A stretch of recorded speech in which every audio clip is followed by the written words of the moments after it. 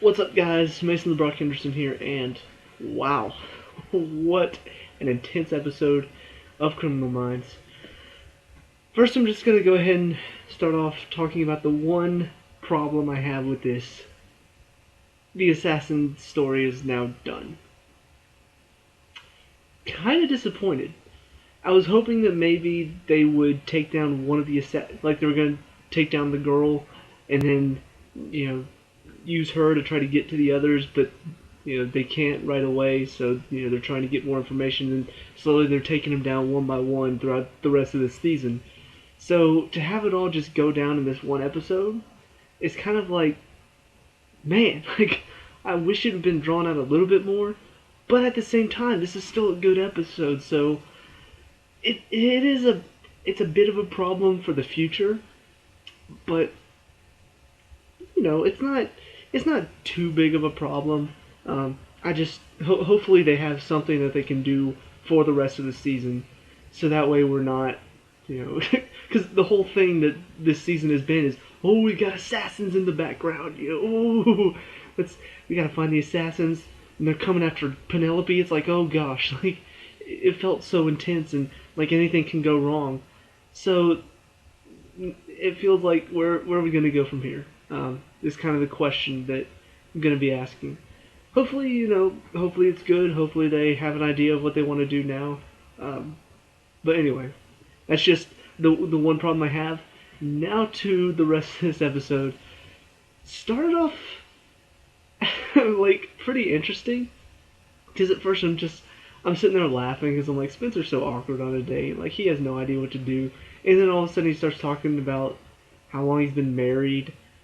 And, when's the baby due? I'm like, wait, what? Is this... what? And then all of a sudden, like, he wants to have her killed. I'm like, oh, so this isn't... oh, she might... oh! And then all of a sudden it just started clicking. But it's kind of funny that it started out looking like Spencer's on a date. And, he's been gone for the past few episodes. Which, for some reason... the first episode of this season and then this episode, the only two episodes where they've had every single member of the team. In the other ones, either there's one where JJ was gone, there was one where what's her name, Aisha Tyler's character, can't remember her name now. But there's one where she wasn't in there, and then Spencer went to visit his mom.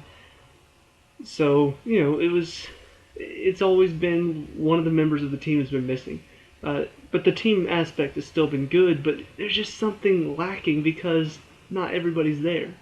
So he finally comes back, and what an episode to come back to. But yeah, it was nice to finally get to see him back and to be such a big part of this episode. Now, I'm going to be honest. I really got a bit worried that somebody was going to die at the end of this. Because through 11 seasons, the one thing that they have never done is kill one of the members of the team. They've had, Prentice died that one time, but she wasn't really dead. Hotch almost died that one time. Reed almost died that one time. They've had several near-death or the one fake death, but they've never actually killed off one of the members of the team. They just switched them around. So I don't know why I thought this was going to be the episode, but something about assassins got me thinking throughout this entire season, somebody might die this season. Like somebody important on the team. And so that's how I felt throughout most of this episode. I'm like, I feel like Spencer might die. And I was getting really worried. But, no deaths. So there's that. I'm just... If you're watching this and you haven't seen the episode, then, I've already spoiled so much. Why are you watching this without watching the episode? It's a review. Anyway, so yeah, that was kind of at the back of my mind for most of this episode, but the one thing that I really liked about this episode is how good they were able to tell this story. I kind of, once they started off this way, I kind of suspected that's how most of it was going to be. Which they've done this type of episode before, where somebody's telling a story, and they're telling the story of how this all led to this moment. They did that well here because most of it was what was going on in the present. And pretty much most of the episodes that they do like this, where somebody's telling a story of how they got to that moment, the whole episode is the story of how they got there. And then the very end of it is how it all ends. And this one, the backstory of how they got there is in it, but it's so minimal that you kind of feel like he's telling a side story. It's not really a big part of this episode. The big part is what's going on right now in the restaurant. So, it was very well done, and probably one of my favorite of these type of episodes. So, you've got Spencer talking to this girl. She's one of the 4 assassins. You come to find out that they found out who all the assassins are because of the guy that Hotch arrested, that had the drive to the dark side of the net. And they're talking to him. They find out about all the assassins. You find out about, there's one guy who's an expert sniper. There's another guy who's like a chemist who can create poisons. The one example they show is he puts it on, like, poison on the handle of a briefcase and switches it out so the guy grabs it and dies. And then they have a demolition expert. And then they have, the girl that Spencer's with. Which they didn't really specify what her thing was. They just said that she has the highest body count. So I don't know, I guess maybe she's just able to kill because nobody suspects her? I don't know. But they didn't really specify that much about her. So they figure, they actually show them taking down the chemist and the sniper, so the bomber's still out there, and that's the only one they don't know anything about, they don't have a picture. So, you see them taking out those people, you see them get the IT kid that they were using, which was pretty weird. But you find out about him, you find out about all they've done up until this point, and you find out that Spencer actually does have a plan in place, whereas she thinks she has a plan in place. So it's kind of one of those, who actually is on top here? Who's actually got the best hand? And you really don't know up until the very end who's got the best hand. They do a very good job of kind of making it seem like Spencer thinks he's got the best hand, but she is adamant that no matter what he does, she's thought of every single outcome is so high. So it's kind of back and forth. It's almost like watching a literal chess match right there. Because that's how it is. He makes a move, she makes a move. He makes a move, she makes a move. And you're kind of wondering who's going to win this? Or is this going to be a draw? Is she going to get away? And, that's going to come back later. So all of this is going on. You find out Spencer doesn't want to talk about what happened when he went to visit his mom for some reason, and I'm getting worried about that. I'm like, wait, what happened there? Because this doesn't seem like it's going to be good. You've got, she's slowly figuring stuff out. She immediately spots JJ and gets her out. Rossi is told to go take a shot at her, and she sees him coming, so, tells Spencer, look, I'm just going to start shooting at the place until you tell him to stand down. So he gets Rossi to stand down, and she's like, so I'm just taking out your backup. And then it pans over to a table, and I'm like, no, you didn't. And then it's Aisha Tyler's character and Morgan sitting at a table like, no, you didn't, bitch. I'm like, oh! It was pretty fun watching this episode, seeing as she thinks she's made a good move, and all of a sudden it turns out, oh, they got a better one planned. It's fun to watch that type of stuff. Now, you come to figure out that the bomber is actually helping her. They never act alone. So you find, Rossi and JJ find out about a bunch of bombs underneath the place, and they're ready to go whenever. They think maybe she's got the trigger, but then one of them almost sets off. It's like, well, she didn't make a move, so the bomber must be here. And so they have the moment with Morgan takes out the bomber. she's got a gun to Spencer. I'm like, okay, this is it. This is it. This is going to be it. Something bad's about to happen. Something bad. But then they talk her down. And I'm just like, hang on a minute. Like, and if you've seen the episode, you know what I'm talking about. Like the whole father thing. She wants to get her father, and Spencer tells her that he did find the father, but he's like homeless now. And so she's got a gun to Spencer's neck. Aisha Tyler's character is taking the bomber out, and Morgan's got the gun to her.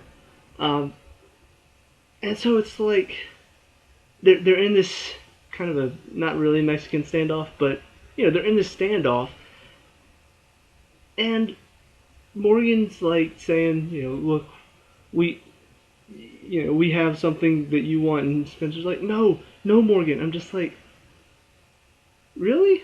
Like, there's no way she's gonna fall for this, and she does. I'm like, hang on. Like, I get where her father is involved. She doesn't think straight, so I could understand why she might fall for this. But it felt so easy. Like, all he had to do was just say, we have your father outside, and if you shoot him right now, you're going to be put away for a very long... I'm going to shoot you, and then you're going to be dead. But if you stay with us, you'll be able to testify at his... for killing your mother. You'll be able to testify at his court hearing or whatever.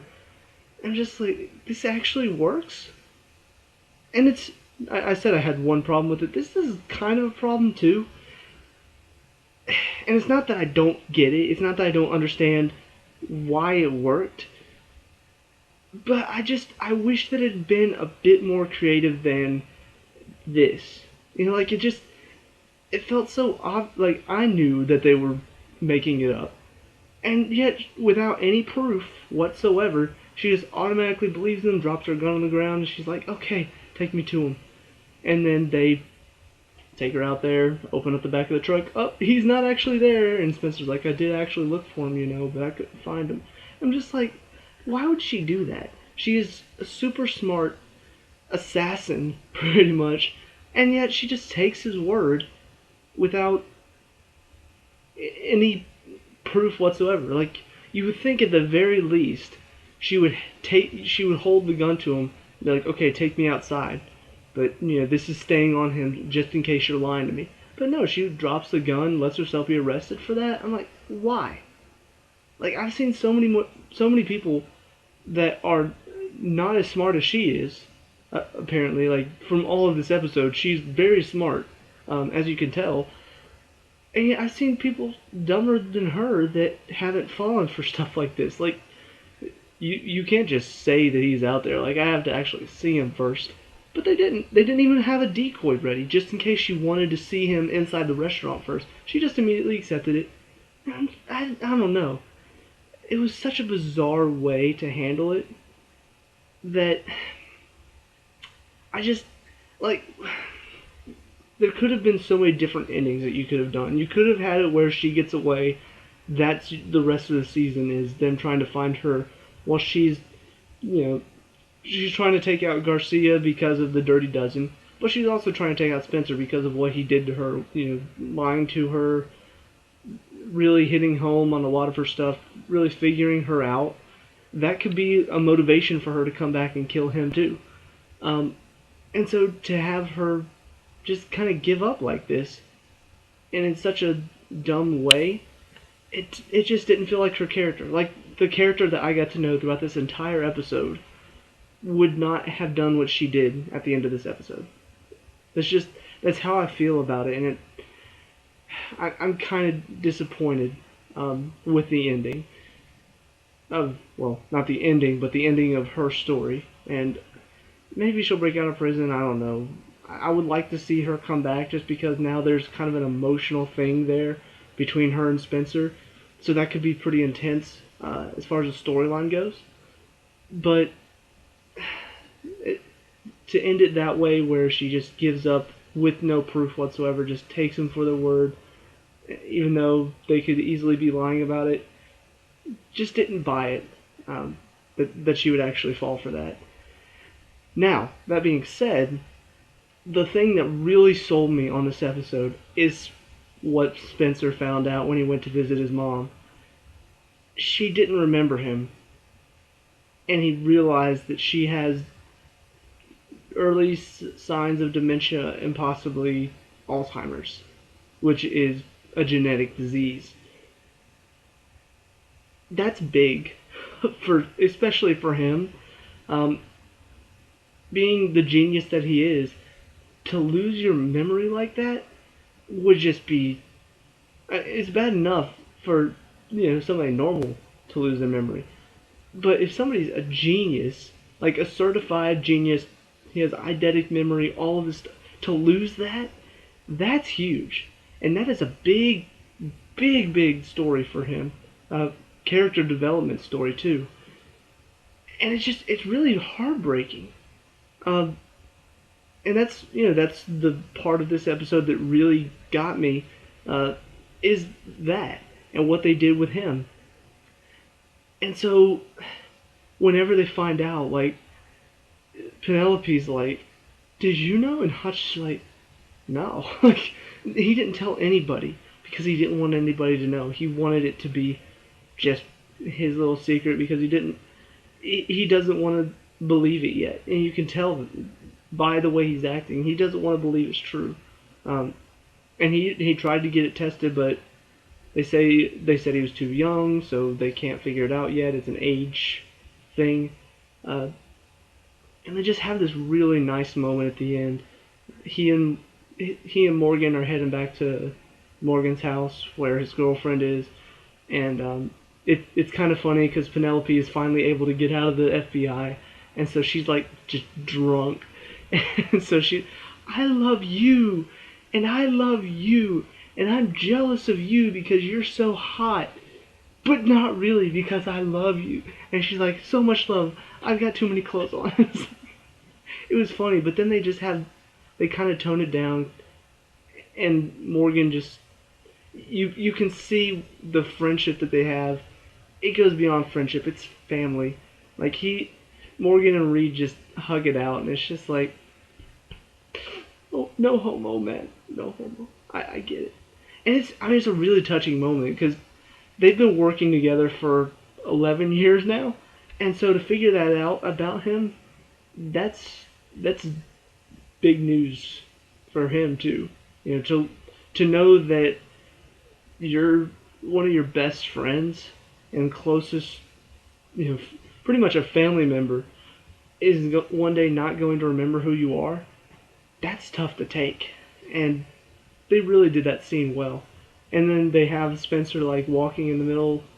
They had him remembering like this moment when his mom was pushing him on the swing set when he was little, and he was talking to the assassin, and he's just like, I can feel it now, like the memories that I have of her are dying, and it's just he goes to that swing set and sits on it as he says the closing quote about fighting against entropy and in nature. Very, I love the quotes. Like they're so spot on with the quotes every single episode. But a really well done scene to end it. A really heartbreaking moment. Really, it just really hit home. Not that I've had uh, personal experience with Alzheimer's. I mean, one family member I think has had it, so I don't really have a close experience with it. But just thinking thinking about it and thinking about having the one quality that is what makes you special stripped away from you, that is something that we can all kind of relate to as being probably our worst nightmare. Um, so it's just that scene really, really just hit it home that this is going to be his biggest nightmare going forward. Um, so yeah, that really touching moment. So overall, I would have to say this is definitely the standout episode for the season. Uh, like I said, wish they'd kept the assassins around a bit longer. Wish the ending hadn't been so unnatural for this character. Her name was Kat. But I mean, what can't speak. what went on around it was really well done, and the girl that played her was April from Parks and Rec. Um, she did a really good job of just kind of you. She wasn't psychotic, but she kind of seemed like she was just enjoying herself way too much, despite the fact that she had the possibility of going to jail. It's like she just was that assured that she wasn't going to jail that it was all fun and games for her. Um, Really interesting character. So that's another reason why I wish they would bring her back. Um, anyway, but yeah, that's what I think about this episode. It was good. Could have been better. Could have led to further things, but who knows where they're taking it from here? I have no idea. People have been doing this for 11 years now. Maybe they've got an idea. Who knows? Let me know in the comments down below what you think of the episode. Do you agree or disagree with me? Am I right about what I thought was wrong, or am I wrong about what I thought was wrong? Or am I wrong about what I thought was right? You know where I'm going from here. Leave a like and subscribe for more Criminal Minds, and I'll see you guys in the next review. Peace out.